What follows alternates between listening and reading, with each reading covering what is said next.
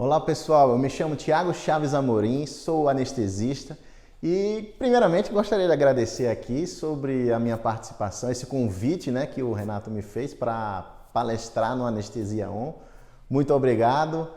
Trouxe aqui um assunto bem importante para qualquer anestesista ou quem tenha interesse em intubar pacientes. Quais são os principais erros relacionados à via aérea que estão prejudicando a minha intubação? Você que é um anestesista aspirante, está na residência ainda, ou se é um anestesista muito avançado, eu tenho certeza que essas dicas que eu vou dar aqui, somente práticas, tudo voltado assim para intubação real mesmo, alguma coisa vai fazer uma mudança no seu gatilho mental aí, que você vai começar a ver as intubações de uma maneira diferente. Eu trabalho no Albert Einstein, eu sou anestesista lá da equipe da casa, trabalho também no 9 de julho e algumas vezes nós somos chamados no próprio centro cirúrgico para ajudar colegas que estão com dificuldade na via aérea. E aí eu aplico todo o conhecimento que eu tenho de via aérea, tenho um curso também para intubação em pacientes sem ser via aérea difícil, intubações normais. E eu falo tudo isso e a gente vê que existem pessoas, até pessoas avançadas, que ainda cometem erros muito básicos, ok? Então vamos começar logo falando sobre um erro que eu considero que deve ser evitado de uma maneira muito fácil e muda muito a laringoscopia, que é o posicionamento. Não só o posicionamento do paciente, quanto também o seu posicionamento. No caso, eu que sou anestesista, vou intubar o paciente. De que maneira? Primeiro lugar, use coxins. Isso aí já é mais do que provado que os coxins, em comparação com o paciente em DDH, eles são muito mais vantajosos. Porque você melhora muito a visualização da glote, você consegue alinhar melhor aqueles 3 eixos que a gente já conhece, O eixo oral, o laríngeo e o faríngeo. Então, esse alinhamento, ele possibilita você fazer menos força para intubar, você possibilita o paciente sofrer menos estresse ali na região da traqueia, ele vai taquicardizar menos, ele vai ter menos dor depois da sua extubação. E a intubação, a visualização é comprovadamente menor. Tá aí 2 artigos que eu coloco para provar que, comparando uma laringoscopia sem o posicionamento, que é o nosso famoso sniffing position, você comparando com o paciente em DDH, sem nenhum posicionamento. Então, coloque o coxim cervical na região do occipício, se é um paciente mais magrinho, como esse exemplo aí que eu estou colocando. E nos casos que realmente precisa de botar um coxim, que é nesse tipo de paciente, um paciente mais obeso, IMC elevado, muita gente tem medo desses pacientes. Por quê? Thiago, esse paciente aí é difícil, eu fiz a avaliação desse próximo paciente aí que vai entrar na sala 12, e aí é um paciente viária difícil, o que é que você acha de a gente usar um fibro, alguma coisa assim? Não, ele não é viária difícil, esse tipo de paciente é fácil de intubar. Você precisa posicionar, só isso, colocar coxins escapulares e occipitais, de uma forma a fazer uma rampa e o paciente vai entrar na sniffing position, que é a posição do cheirador. Eu faço muita cirurgia para bariátrica, então eu consigo perceber que fazendo o posicionamento é uma intubação normal, convencional, você vai perder ali 40 segundos colocando o coxim nas costas do paciente, explica a ele que vai ficar como se fosse com uma mochila nas costas. E eu já vi pessoas tentando intubar pacientes obesos sem posicionar bem e passando apertos, chamando ajuda. E a gente tem que ajudar de que maneira? Mudando a abordagem. Thiago, você vai com vídeo laringoscópio? Não, eu vou lá e coloco coxins e a intubação vai bem mais suave. Ok? Primeiro erro, posicionamento. Tem um pulo do gato aqui que é o seu posicionamento. Ao usar coxins, lembrando que a sua visualização ela é uma visualização mais de cima para baixo. Então você vai laringoscopar de cima para baixo, porque o paciente está em sniffing. Se você não usa coxim, a sua visualização ela é mais na horizontal, ela é mais de trás para frente. Então, já sabendo disso, quando você usa coxins, um paciente mais difícil, que você não quer sofrer, você vai baixar o máximo possível a mesa. E quando você não vai usar coxim, se você tem esse hábito, que não é recomendado, você tem que subir a mesa. Segundo erro comum em relação ao manejo das vias aéreas, a intubação orotraqueal, é não respeitar os bloqueadores neuromusculares. Para mim, Tiago, o bloqueador neuromuscular é um dos maiores aliados de qualquer pessoa que vai intubar, seja anestesista ou seja um clínico geral, intensivista, enfim. Existem algumas pessoas que querem ventilar o paciente antes de fazer o bloqueador neuromuscular. Eles querem fazer uma laringoscopia antes mesmo de fazer o bloqueador neuromuscular, sendo que isso não faz sentido nenhum. Não existe lógica, eu vou fazer uma laringoscopia aqui sem usar o rocurônio, só para ver se é fácil, né? Se existe uma possibilidade de intubar sem o rocurônio. Mas como assim? Qual é a função do bloqueador neuromuscular? Em primeiro lugar, evitar lesões das cordas vocais. Se você intuba os pacientes sem bloquear eles, você vai machucar as cordas vocais dele. Vários pacientes eu já intubei sem o bloqueador neuromuscular, quando eu era clínico, e eu simplesmente forçava as cordas vocais dos pacientes e sentia que machucava mesmo. Você tem que vencer uma resistência mecânica. Isso pode traumatizar uma corda vocal e até lesionar, causando um dano permanente para o seu paciente. Então, quando você vai intubar com o bloqueador neuromuscular, a glote fica aberta, tranquilo, você passa o tubo sem dificuldade.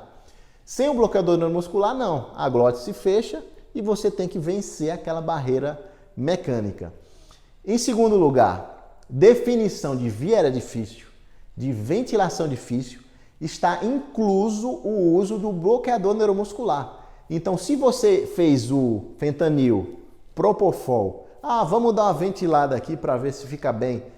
Não está ventilando bem. Óbvio que não está ventilando bem, porque o paciente tem tônus muscular. Ele tem o tônus ainda respiratório das vias aéreas, da musculatura torácica, da musculatura da região da orofaringe. Então, o bloqueador neuromuscular ele é peça-chave. Ele deve ser usado de uma maneira inteligente, de forma que fique mais fácil você manusear a via aérea do paciente sem resistências musculares. Ok? Então não faz sentido você dizer que um paciente é via aérea difícil ou ventilação difícil porque você não conseguiu intubar ou ventilar sem o bloqueador neuromuscular. Está implícito que via aérea difícil é o paciente bloqueado. Ventilação difícil é o paciente bloqueado. Ok? Segundo erro mais comum, use o bloqueador neuromuscular sempre. Vai dar muita folga para você, vai dar conforto tanto para você quanto para o seu paciente. Ok? Terceiro erro em relação à intubação orotraqueal é o manejo da laringoscopia, principalmente da língua. Você pode ver nesse vídeo aqui que eu vou colocar que foi uma laringoscopia que eu gravei que não foi bem sucedida. Eu sofri bastante porque eu não estava vendo que a língua estava me atrapalhando. Não sei o que aconteceu, eu estava no R2 ainda. E eu não percebi que a língua estava dificultando a minha intubação. Você vê que eu tento passar o tubo, né, de uma forma não tão legal assim. E aí a língua só me atrapalhou. Eu menosprezei o papel da língua ali na minha intubação orotraqueal. E depois de um tempo eu coloquei um fio guia, pedi para a gente acrescentar um fio guia, né, porque eu achava que o problema era que a laringe era muito anteriorizada, né? Aquelas desculpas que às vezes acontecem, né? E realmente às vezes acontece mesmo. E quando eu fiz uma nova laringoscopia, eu intubei de uma forma bem tranquila. Por quê? A língua estava bem melhor posicionada. Então, se você consegue focar no momento de entrar na boca do paciente, de concentrar ali na língua e afastá-la bem, fazer um bom manejo da língua, a sua laringoscopia vai ficar bem melhor. Ok? Esse aí foi o nosso terceiro erro. Vamos falar agora sobre o quarto erro. Ele tem relação com o uso das técnicas acessórias para você otimizar a sua intubação orotraqueal. Duas técnicas que eu acho espetaculares. A primeira é a movimentação laríngea externa, como você vê no vídeo aí que eu estou colocando. A laringe ela é muito móvel, porque ela não tem uma fixação tão severa na coluna vertebral, né, na sua face posterior. Então ela é muito móvel, você consegue movimentar ela para lá, para cá. Muita gente chama essa manobra também de burpee, tá? Porém o burpee é uma manobra fixa, que é backwards, upwards, rightwards, pressure. Pressão para trás, para cima, para a direita, e aí você mantém naquela posição. Já a manipulação laríngea externa, não, ela é mais flexível. Você bota para a direita, vê como é que fica, bota para a esquerda, faz uma pressão maior em relação à coluna vertebral, e aí você consegue achar um ponto legal para realizar a intubação no paciente. Uma outra manobra que pode ser utilizada e ajuda bastante é você, a partir do momento que está fazendo a laringoscopia, colocar a sua mão direita na região occipital do paciente, você não se preocupa com o tubo nessa hora, e você consegue ainda aumentar ou diminuir aquela angulação que você faz. Então isso pode dar novos ângulos para você ter novas visualizações. Se você subiu mais ainda a cabeça do paciente com a mão direita e viu que melhorou, ou você pede para alguém colocar mais coxins, ou pede para uma pessoa mesmo segurar naquela posição. E aí você com a mão direita pega o tubo e passa na traqueia do paciente. Mais uma dica aí em relação a um erro que você não está aproveitando na sua técnica da laringoscopia. Um outro erro comum que eu vejo, né? Eu não vou dizer que é um erro, mas é uma forma subótima de utilizar o fio guia. Como é que as pessoas moldam o fio guia? De uma forma de C, certo? Essa é uma forma que a gente conhece como uma forma de um C, mas existe uma outra maneira que é melhor que essa daí. De que forma? É a taco de hóquei. É uma forma de um J. Você vai deixar o fio guia reto e na pontinha dele você vai dobrar mais ou menos 30 a 45 graus. Por que que isso vai ajudar mais que a forma do C, Thiago? Porque o C, quando você vai passar o tubo, ele entra na frente da sua visão. E às vezes você passa meio na dúvida, porque o próprio corpo do tubo atrapalhou a visualização da entrada da glote. Já a outra visualização de C, perceba nessa imagem, que você vai passando ela de baixo para cima. E aí você tem a certeza que o tubo está entrando na glote, né? Na região da traqueia. Você puxa o fio guia, lembra de lubrificar também esse fio guia internamente, né? Ou com estilo spray, estilo gel, para que nessa tracionada você consiga evitar o contato direto do fio guia com o tubo. E também nessa hora, outro erro que eu vejo bastante, pede para puxar o fio guia e aí fica com a mão meio mole e acaba tirando, né? Fica naquele negócio. Lembre-se, vai puxar o fio guia, você apoia a sua mão direita no rosto do paciente, na face do paciente, pega um apoio legal e pede para alguém puxar o fio guia, porque a chance de deslocar lá a ponta do tubo é alta, ok? Mais um erro aí, que já foram vários erros juntos para ajudar na sua prática clínica. E o nosso último erro que eu quero trazer aqui para somar na sua técnica de laringoscopia é em relação à escolha da lâmina para entubar o paciente certo. Você tem que ter a lâmina certa para o paciente certo. Não adianta você usar uma lâmina 3 no paciente de 1,80 m, 1,90 m, homem.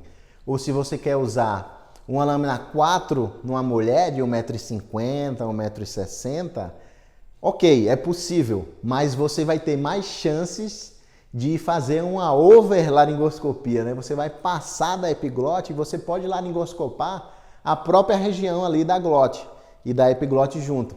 Então, veja nesse vídeo aí que eu fiz isso, né? Eu estava com a lâmina grande para uma pessoa pequena, fiz a laringoscopia, não estava vendo muito bem, né? Poxa vida, o que é que está acontecendo? E aí eu fiquei meio desesperado, só que eu comecei a recuar. E aí quando eu recuei, eu percebi que eu estava laringoscopando a epiglote.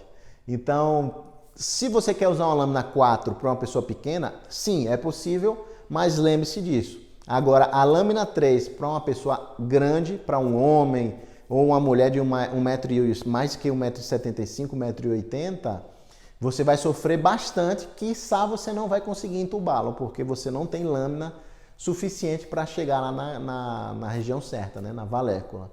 Então essa daí foi a nossa última dica, espero que nossa conversa tenha trazido um conteúdo prático e teórico bem importante para a sua prática clínica, né? Que você mude um pouco algumas definições que a gente aprende de base, né? Vê outras pessoas fazendo, mas quando há uma outra visão e você considera ela melhor, por que não tentar, né? Por que não dar uma chance para você cada dia mais melhorar 1%? Então, eu fui convidado, obrigado, Renato. Quero deixar aqui minhas redes sociais, né? Eu estou no Instagram, que é o Intubação. Na verdade é Intubacão, né? Que não dá para botar acentos no Instagram. No YouTube também eu tenho um conteúdo bem legal, que é o Thiago C. Amorim, que é intubação também. Eu falo sobre intubação, mas o nome do YouTube é Thiago C. Amorim. Se você gostou desse conteúdo ou quiser conversar comigo, tirar dúvidas, fica à vontade. Meu e-mail é o thiagochavesamorim@gmail.com. Mais uma vez, obrigado e abraço. A gente se encontra aí nas redes sociais. Tchau.